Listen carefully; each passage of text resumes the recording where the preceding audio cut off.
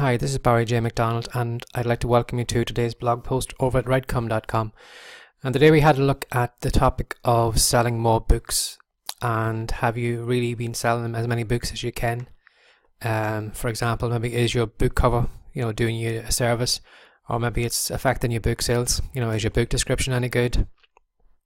And what about those links at the back of your book where you're asking for reviews, or you're trying to get people to opt into your email list? Are they really as good as you think they are? Maybe a rewording of your book description, maybe a new book cover, or maybe a look at that copy at the back of your book to get people to send a review.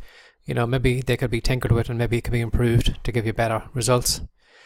So how can you test all those things? Well, one of the ways you could do them is, if you have an email list, is ask your audience. Now, one of the best parts about having an email list is you've already got a target audience just on tap whenever you need it to. So basically, you could just send an email out to your list and ask them, well, what do you think of the book cover? I'm thinking of changing this book cover from this one to this one. What do you think? Maybe the book description, you're going to do rewording of the book description, or simply just even asking them, why did you buy my book? Was it the book cover that convinced you to buy it? Was it the book description? Or maybe it was just the fact that maybe you've bought one of my books previously, and because of that, then, you were more inclined to buy my next book. And then, what maybe would stop you from buying a book? What would put you off? So asking your audience for all those, suggestions, it can give you ideas of where you should go next.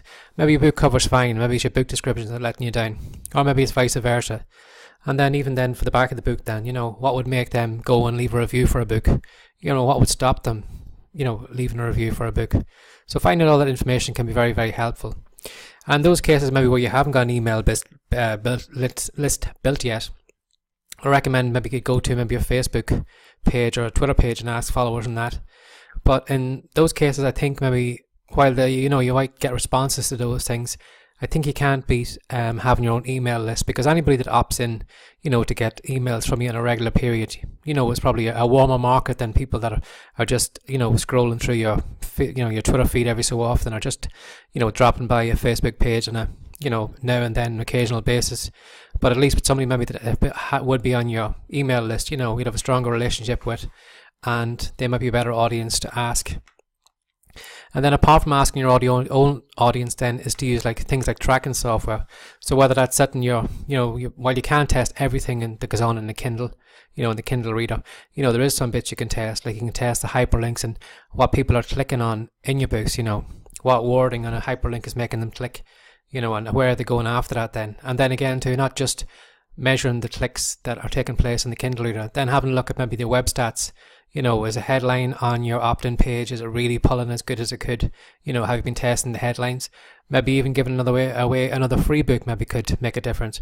Or maybe even just adding maybe a photograph to an opt-in page, or just making the opt-in page, with less distractions on it. So anybody dropping by will either just subscribe or leave.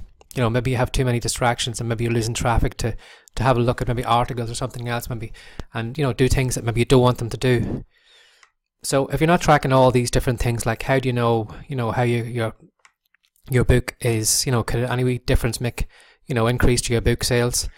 And then if you're not tracking then the clicks on the links, then, maybe a rewording of the link for a review, or, or an invitation to drop by to subscribe maybe to your email list. If you're not testing those things and improving them, then, you're never going to, your business could be a lot better if you could do that. So that has been today's blog post of writecom.com. And before I go, I just want to make you aware of the free report we're giving away at the moment, which is 10 ways to make money from your writing. Now, apart from writing fiction and non-fiction, there are other areas where you can make money from your writing. So if this intrigues you and you'd like to find out more, drop by today and pick up a copy. Again, my name's Barry J. McDonald, and I'd like to thank you for watching, and take care. Bye-bye.